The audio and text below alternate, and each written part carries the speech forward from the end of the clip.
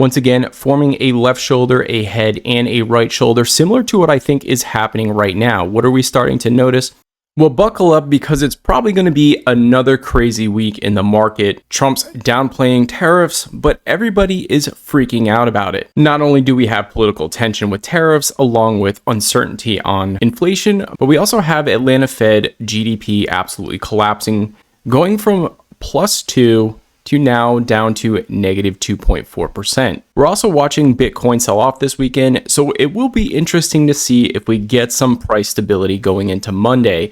Now, I'm projecting out that we are going to have a bounce in this market here pretty soon, but the question now becomes, is this just a correction or are we heading into a bear market? Now, before you think I'm crazy, I definitely don't want to get ahead of myself because we're only down roughly 6% in the S&P 500 and down a little over 8% in the NASDAQ from recent highs. But the question you have to ask yourself is, how do you know if you're heading into a bear market versus a correction?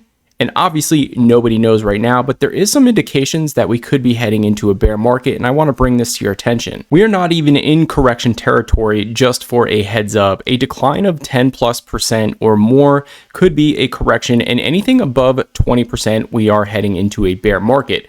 So as I stated, we are not even in correction territory, and I do think we're going to get a bounce by the end of March, possibly even this week. Now, we've had an extremely hard time breaking above 6,000 and staying above. Now, on the SPY, this would just be 600. As you guys can see here, we've hit it multiple times, broke below it, hit it multiple times, broke below it, and then finally got an exhaustion sell-off here on high volume.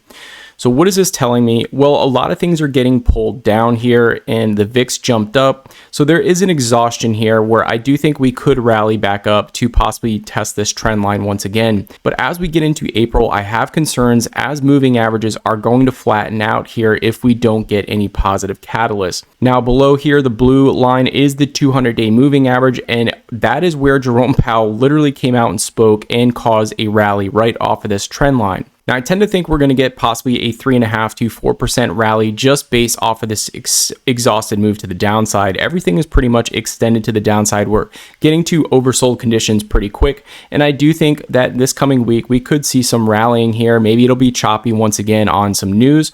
But I tend to think we are going to start seeing a rally at some point of this week. So let me talk through why I think we could be heading into a choppy or possibly a bear market where we do see over 20% correction. As we get past March and have a rally here, I do think when we get in the latter part of April, we could see some problems here. Now, maybe we have a head forming here, a left shoulder, and we form a right shoulder and come up and test this into April. That could definitely be a scenario here that plays out pretty well. But what is taking place is when we get these pretty significant sell-offs and we don't get any more movement to newer highs, we start seeing these trend lines flatten out and start pointing down, and that is where we want to stay focused.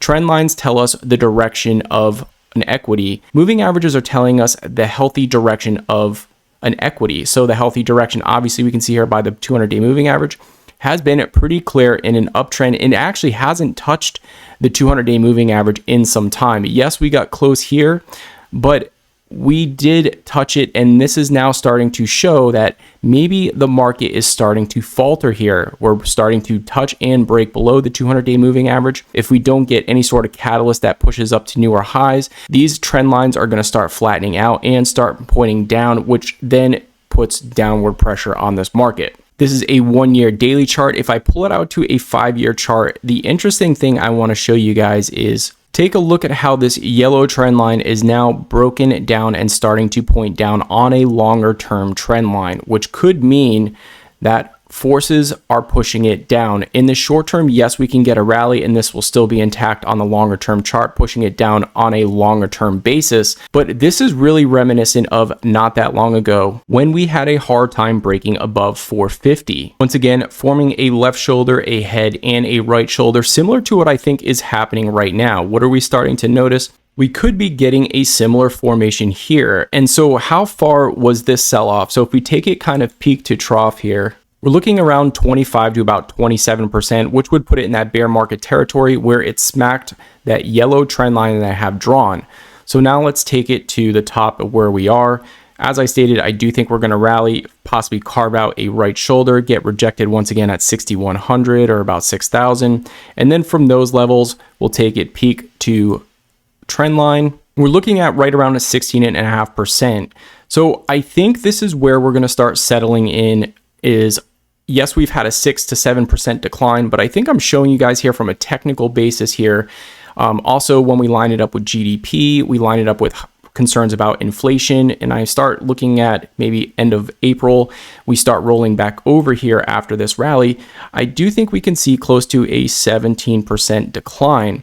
Now, obviously, if we put a newer high in, I still think there's an opportunity that we do roll over here. So I do think we're going to possibly test this trend line once again. This has been a pretty solid trend line over the last 5 years. It's twice, 3 times, 4 times, 5 times, and I do think we will possibly come down and test it. And this is basically where I would want the market to hold, show some stability. But I do think this is the higher probability of playing out here when I look at this technical. When I look at these technicals, I do believe that this is possibly the higher probability of playing out here. Where does that kind of put us? It probably puts us somewhere between 510 to about 520 on the S&P 500 or 5,200. Now, of course, a break below the 200-day moving average and a close below the 200-day moving average would definitely give me some concern here. So the fact that we kind of closed on it, you definitely want to see a rally going into the next couple days and getting back above the 200-day moving average, which should kind of keep things in the positive momentum side.